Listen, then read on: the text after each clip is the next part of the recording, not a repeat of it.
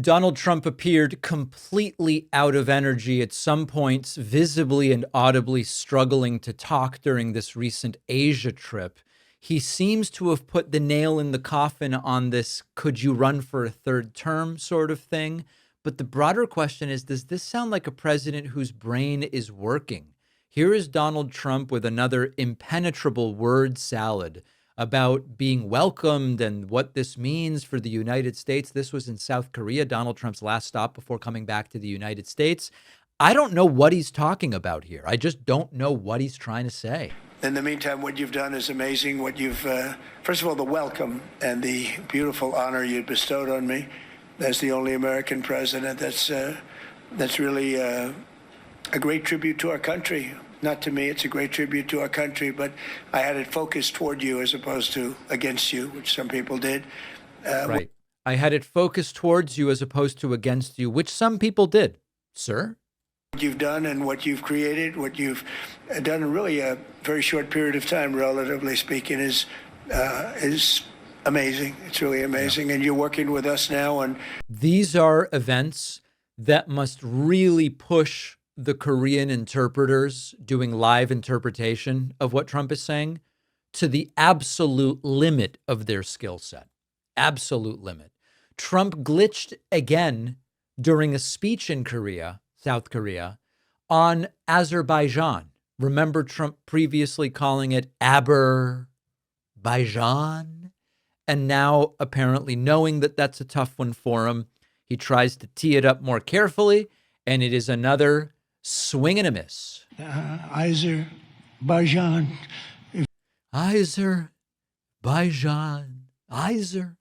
Azerbaijan. If you look at Trump seemed to be buffering in real time there. I'm trying to do the Tucker laugh.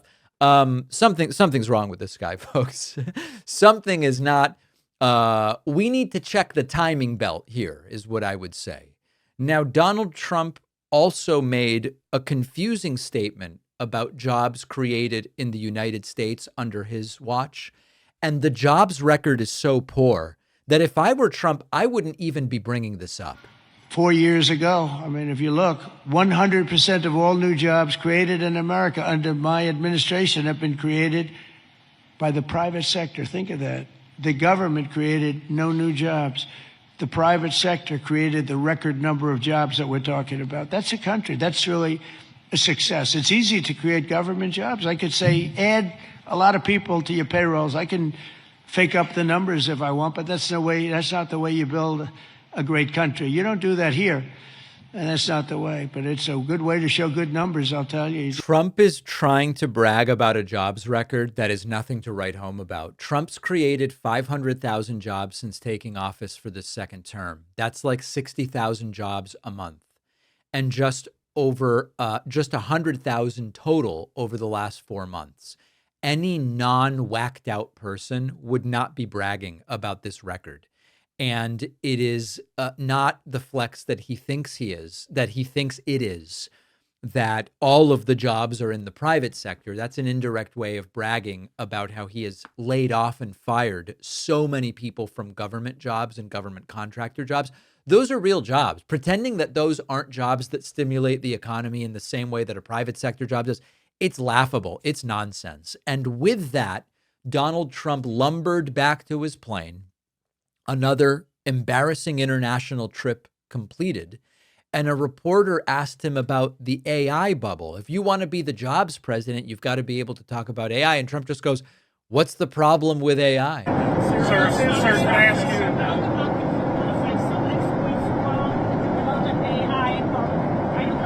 What's the AI problem? That's what someone would say, that some investments are overreacting. Everybody wants AI because it's the new internet, it's the new everything.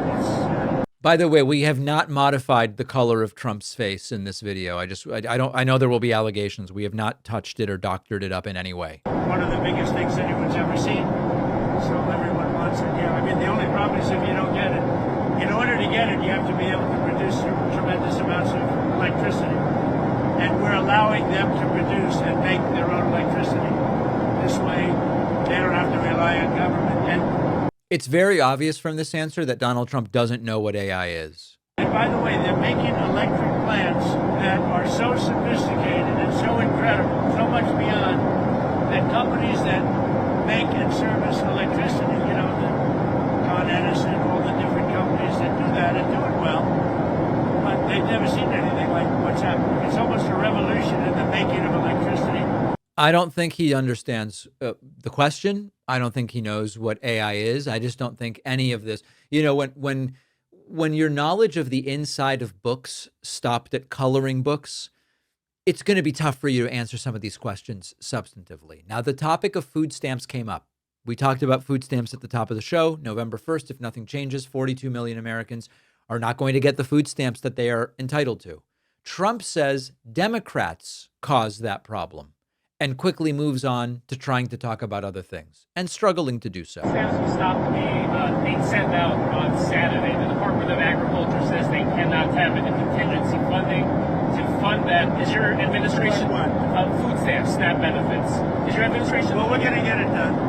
The Democrats have caused the problem on food stamps. Of course, all they have to do is sign. And, you know, if they sign, I'll meet with them. They're all saying, well, they actually said Trump is doing an amazing job in this trip. Yeah, they didn't say that. You know, the funny thing is, of course, it's not true that food stamp benefits not going out is because of Democrats. We all know that that's not true. But even if that were true, or even if Trump really believed that and he wanted to fix food stamps, he could just do it. I told you earlier in the show, the USDA, which administers food stamps, has $6 billion in reserve.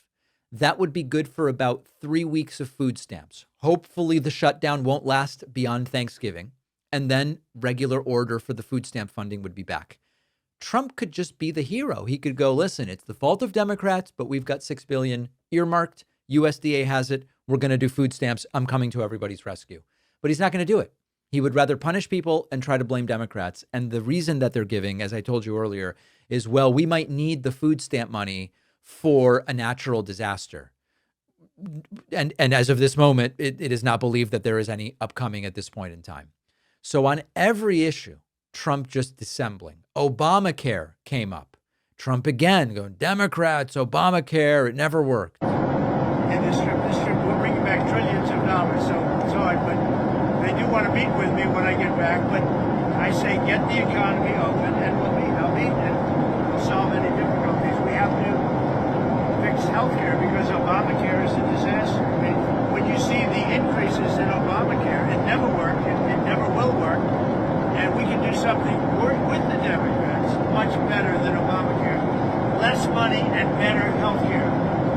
And that's something I think that can come out of this with the Democrats. You work with the Democrats. Because right now the insurance companies are making too much money. And they're making a fortune. And the healthcare, Obamacare is poor. And, you know, if Trump's real concern all along was that the insurance companies are making too much money, why is it that every single plan that he has put together, which isn't much, and most of them were terrible, wouldn't have addressed that issue? Finally, and notably, Donald Trump appears to put the final nail in the coffin of this idea of him running for a third term. He says, it's clear I'm not allowed to run, period.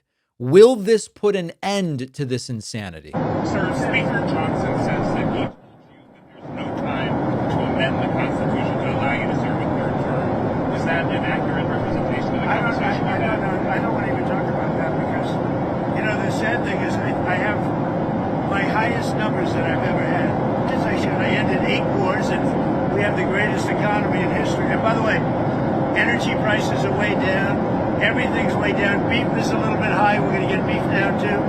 But prices are down and the economy's up. The only thing that's not down is the stock prices. And 401ks are through the roof. Everyone's 401ks hitting records. So we have the greatest economy we've ever had.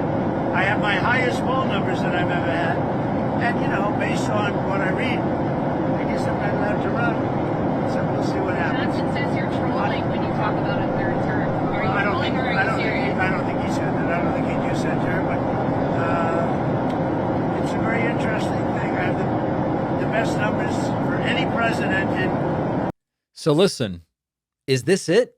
He's acknowledging. If you read it, it's clear. I'm not allowed to run.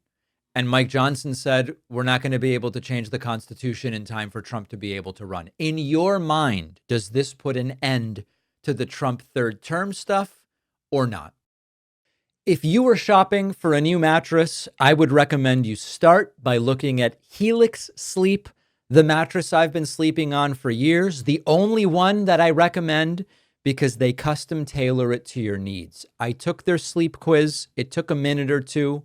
I said, I like to sleep on my stomach. I tend to feel hotter in the middle of the night rather than colder. I like medium firm. And Helix just nailed it, matched me with the perfect mattress. Most people don't even know where to start when you're looking for a mattress, and Helix just makes it easy. There is really no substitute for the mattress that's right for you. Your body will thank you. Delivery was fast, setup was easy. You do get 100 nights to try it out. They'll even take away your old mattress. Helix is giving my audience 25% off site-wide. Go to helixsleep.com/Pakman. The link is in the description.